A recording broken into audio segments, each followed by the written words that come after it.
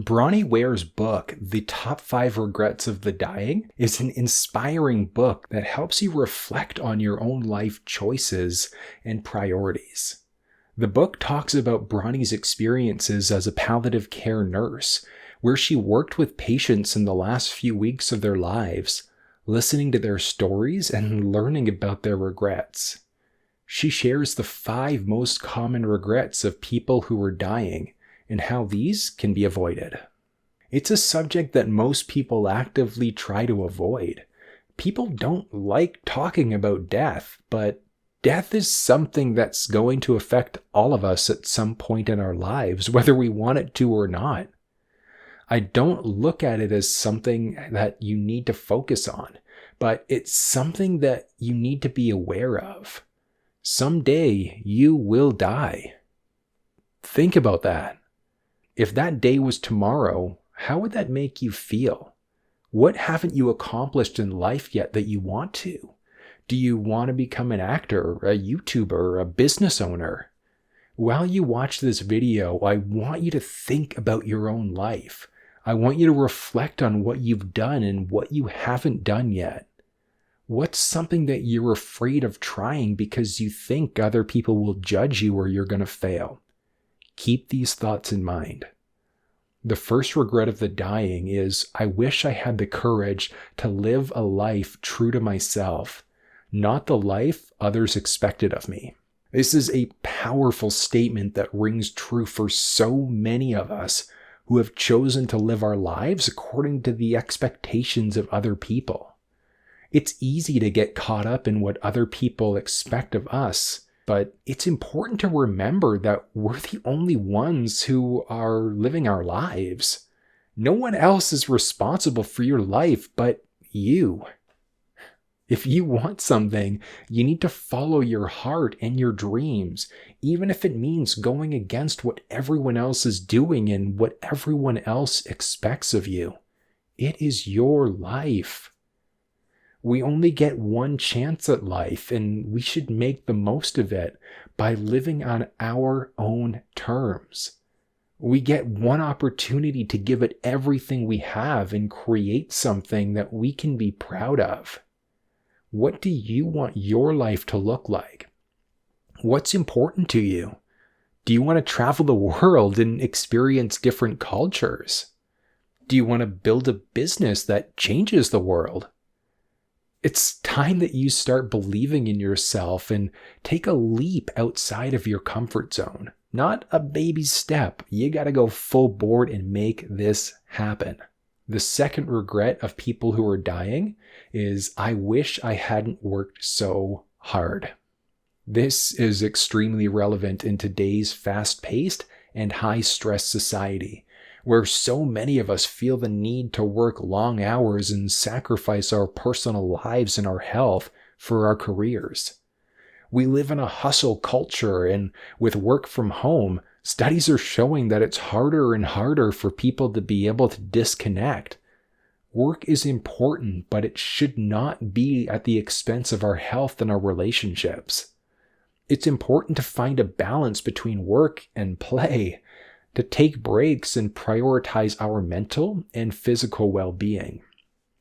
This regret encourages us to step back and then reevaluate our priorities so we can live a more balanced and fulfilling life.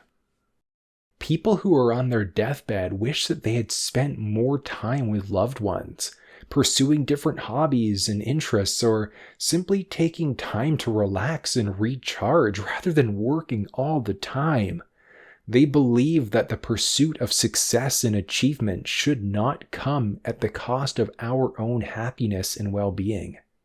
It's important to set boundaries with work, take time for self-care, and also relaxation, and then spend more time with people we care about while pursuing hobbies and interests that bring us joy. The third regret is, I wish I had the courage to express my feelings. This regret highlights the importance of communication in our relationships, especially with our loved ones. Imagine you're nearing the end of your life and you find yourself looking back on all of the relationships you've had, all the relationships throughout your lifetime. As you reflect on your interactions with loved ones, with your family, with friends, acquaintances, you start to notice a pattern emerging. You often held back your true feelings and opinions, choosing instead to remain silent or keep your thoughts to yourself. You bit your tongue rather than saying how you truly felt. You didn't want to hurt someone's feelings or create conflict. Or maybe you were afraid. You were afraid of being rejected or being criticized. Whatever the reason, you realize that by not expressing your true feelings, you missed out on opportunities for deeper connections and more meaningful relationships. Maybe there were times you wished that you had told someone how much they meant to you or how much their actions had hurt you. Expressing your feelings requires courage. It requires the courage to be vulnerable and risk rejection or being criticized. The fourth regret is I wish I had stayed in touch with my friends. Relationships are important, and sometimes we don't realize the impact they have on our lives until the relationships are no longer there. It's important to nurture our friendships and make time for people who matter the most to us. You might think back to old friends from high school or college that you haven't spoken to in years and wonder what they're doing now and how they've changed. You might feel a sense of longing to reconnect with people from your past and then just reminisce about old times. But it could also give you a sense of anxiety or apprehension about reaching out after so much time has passed. We tend to let the busyness of life and different stresses of our daily lives take over, and we let our relationships with friends fall by the wayside. Think about all the experiences and memories that you could share if you stayed connected with those people. Think about all the support and comfort that they can give you during difficult times, a shoulder to cry on, a people to talk to if you're growing a business. And it's never too late to reconnect with old friends. It's just a phone call or a text away. Even if years have passed and your lives have taken completely different paths, there is still value in maintaining those connections and sharing in each other's lives. It's a sense of society that we crave as human beings. The fifth and final regret of the dying is I wish I had let myself be happier. We often hold ourselves back from experiencing true happiness, either by dwelling on the past or worrying about the future. It's important to live in the present moment, let go of regrets and worries, and then just find joy in the simple things in life. How many times have you held yourself back from pursuing something that you thought would make you happy? Whether it's a new job opportunity, a different creative pursuit, or a new relationship. Why'd you do that? Were you afraid of failure or rejection? Did you feel like you didn't deserve to be happy? What's your reason? And how often do we let ourselves be unhappy? How often do we choose to be unhappy, allowing ourselves to stay in that state rather than taking the steps to improve our situation?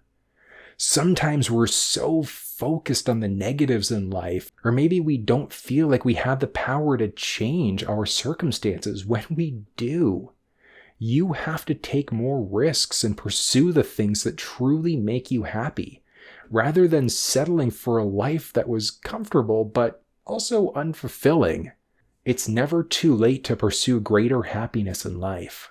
As I was reading through the book, I found myself reflecting on my own choices and priorities. I realized that I have been hyper-focused on my career and my goals, and that I've neglected some of my personal relationships. I've let some of my friendships fall by the wayside because of how focused I've been on work. One of the things that struck me the most about this book was how universal these regrets are. It wasn't one or two people that were saying it. You hear it time and time again. Regardless of our age, our background, or circumstances, we all have the same fundamental desires and regrets. And it's so easy to get caught up in the day-to-day grind and forget about the bigger picture. But we need to look at what truly matters in life. If you want to know how Bryan Cranston's mindset changed his life, you should check this video out. Today's gonna be a good day. Wake up.